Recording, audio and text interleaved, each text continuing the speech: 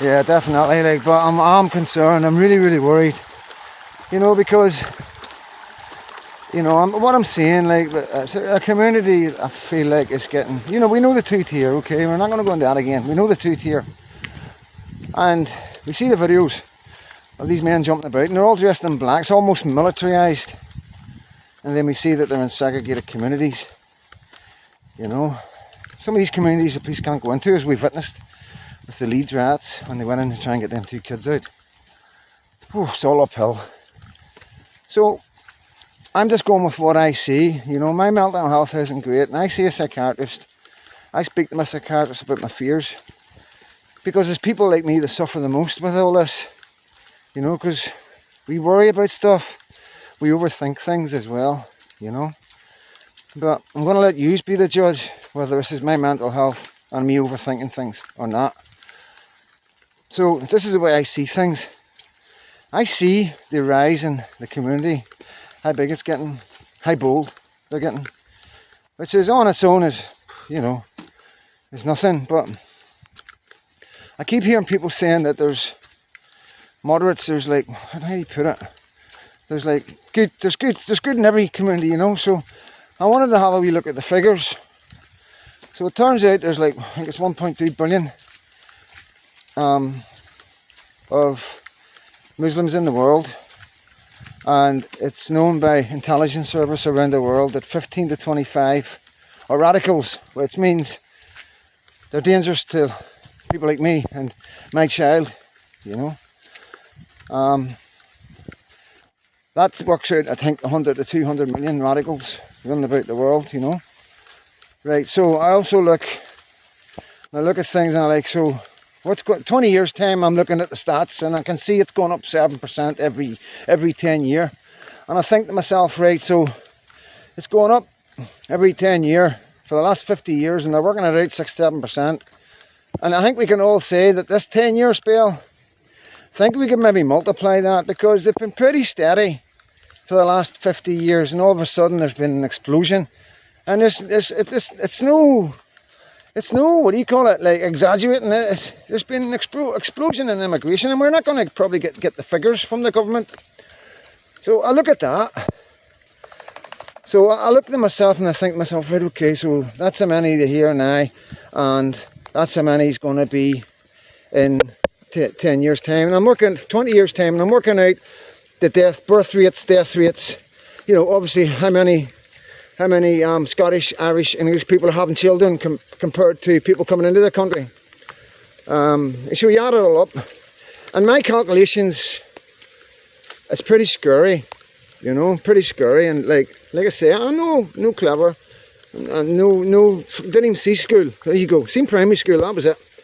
You know, I was put into what they call the training school, but I ended up learning about my age and getting into workshops, etc, etc. So, but like I say, I'm no expert on nothing, you know. I'm only doing this because I've got a daughter on the way. It's like, you know, I'm worried, you know what I mean. So let's look on a wee bit more. So we know that they're not all radicals. We know it's a small amount of radicals, right, 100 to 200 million in the world.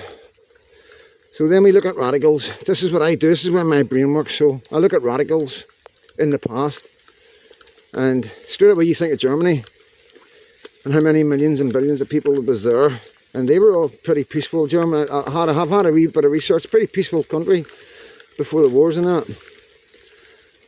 But the Nazis managed to kill 600 million, or not killed, but responsible. 600 million people died because of the Nazis. And not every German was radical.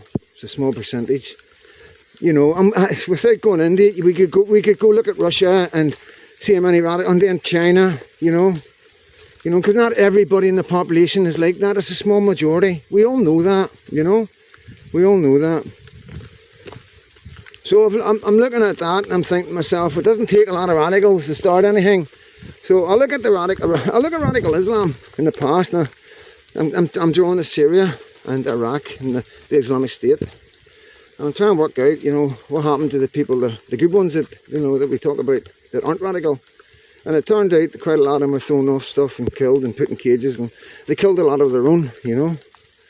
You know, so they didn't need to kill too many before all the good people started being quiet, you know, getting silenced. Does that ring a bell?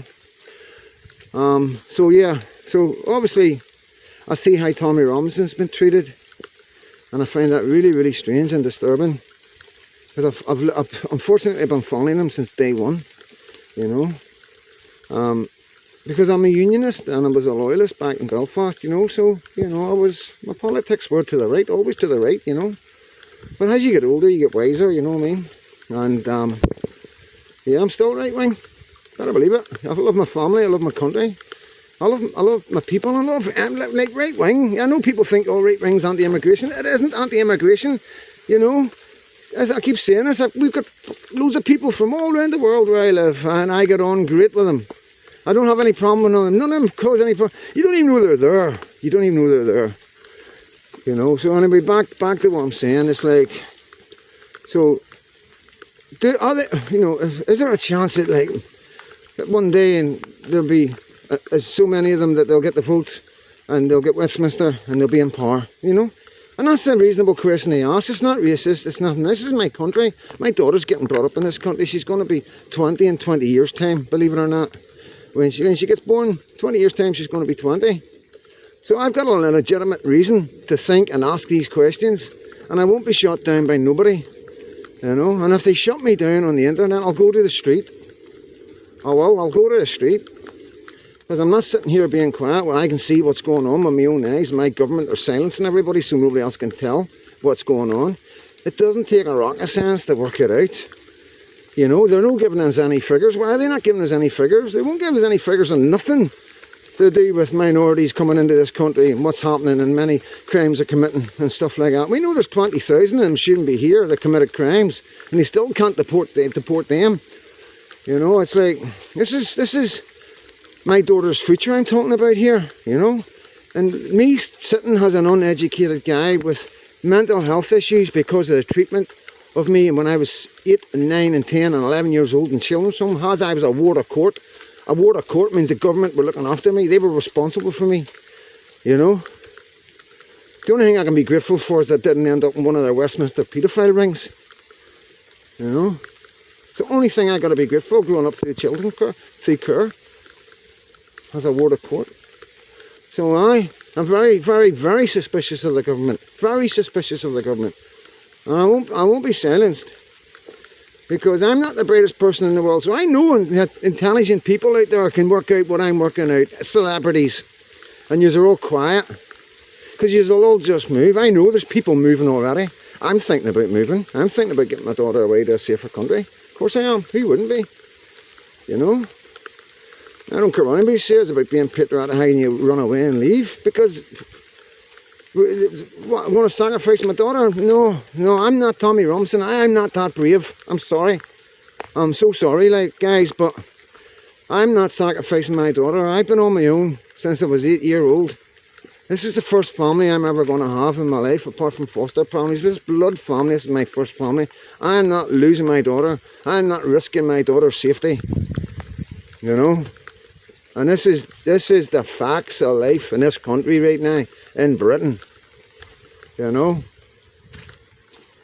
And I hope there's more guys like me coming out and telling the facts, because the facts are there to be seen. Doesn't matter. You can silence people all you want. See, with the small information that you're slipping out and leaking out and people are stealing, the stats, well, there's a pheasant going by. I don't know if you'll be able to see it.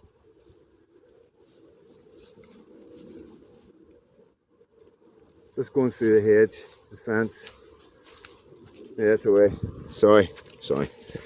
Aye, so, yeah. I'm not a hateful person. Like I say, I was in prison in England and had Muslim friends. And they were proper Muslims that prayed and everything. And I never even knew about their religion. Never knew nothing about it. They weren't trying to pass, like, converters or nothing, you know. It was kept quite private. And it was brilliant, you know what I mean? They were really nice guys, and I know there was really good, nice Muslims out there, but something has changed. Something has changed. And you got our government calling everybody far right and racist, and so now they're even worse. It's like he's just threw petrol onto something that was just simmering and it's ablaze now. Everybody, people like me, are scared to stay in this country. Rich people are leaving. I know that for a fact. That he's fucked the rich people over, and they are going in their droves. You know, influencers, entrepreneurs. You're no staying in this country and getting taxed like that. Of course you're not. You know, what happens when the rich go? The money goes. Who's left? Us. You see the streets of the towns, they're all boarded up. The place is a nightmare right now. Britain is an absolute disaster. It looked better when we were getting hit with the Germans. I'm not kidding. I don't ever exaggerate. I don't ever tell lies. And I tell you as I know it. You know, Britain is in an absolute mess right now. There's absolutely beautiful towns and cities around this country where people used to go on holiday with just boarded up shop after shop. The only shops that are thriving is Turkish barbers and the bookies. Bookies everywhere. Turkish barbers, 4, 5, 6, 7 Turkish barbers in little small towns everywhere. 2, 3 bookies in every town. Every other shop's boarded up. You know. And there's nothing being done to make it better. There's nothing being done by my government to reassure me that my daughter's safety is foremost in their minds. They're doing nothing but reassure me that they don't give a damn about my daughter or any child in this country. And as far as they're concerned, it doesn't belong to us anymore, and we better just shut up, be silent and take it. That's exactly what they're doing. From my heart, that's what Starmer's government is doing to the people of Britain. You know, I'm not here for likes, virals or nothing else. I'll never monetize anything. I'll never take any money off anybody that I help and support on this. Because I do mental health as well, because I've experienced it. I might not have been to college, but I've been through life, dragged backwards to it. You know, so I try and help as many people as I can. Because that's what people like us, we're the best in society, believe it or not. We are the nicest, the best people, the most trusting people. Kids have been through children's home and abused and treated poorly. And don't ask me why that is. Some do become real, some become psychopaths, sociopaths, whatever. But the majority, don't ask me why. Somebody else a lot cleverer than me will ask me why, but you'll find we are the nicest people. We're the forgotten kids that went through care in the 70s and 80s. But we're not going to be forgotten anymore, thanks to Elon Musk. You know. But this is my warning to everybody around the world. You know, be very careful. Because Britain has got a lot of nuclear weapons. It's got a huge big army. And this country's gone. Believe you me, Starmer. Starmer is not on your side anymore. Unless you're left wing, you're Biden, or you're that crackpot in France. Macron, you know what I mean? Unbelievable. Unbelievable, the people that run this world. Could you believe it? Like, could you imagine going out for a drink with any of these characters? Could you imagine trusting them on a battlefield? Yeah? Yeah, could you imagine trusting them for anything? Would you ever go to your way to sit down for a drink or go around the call or want to be around any of these people just by what you know about them, how you see? Of course you wouldn't. You know? Would you go out for a drink with Trump? Would you go out for a drink with Tommy Robinson? You know? Some of their mates. Aye. Fucking right we would. Because they're real men. That's what the problem is. The country's not run by men anymore. We've lost it. I don't know who's running the country. But I guarantee, they're no British. Whoever's running this country isn't British. And it's certainly not Starmer, because he's just a puppet. We can all tell that. He can't even give a speech with like that. He's like that, reading off a bit of paper. I mean, look at me, I haven't even got notes. If you're passionate about something, if I was a politician, I'd be passionate. You'd be passionate. You would never need notes. You know? If you were giving certain speeches like where, you know what I mean? But, you know, it should just come from you. How long has he been a politician for? Surely politicians, like any other, when you do something for so long, it just comes naturally. If you believe what you're saying, it should just come naturally. If you're talking absolute bullshit, then you're like, reading it off. Because it's not you, it's not out of your mouth, it's not out of your brain. Somebody else has wrote that. Yeah, we need to find out who these people are, because they're no British. I promise you that, guys. Somebody's there that isn't British. That's all I'm going to say, because it gets me too angry. And, to be honest with you, pass Kern.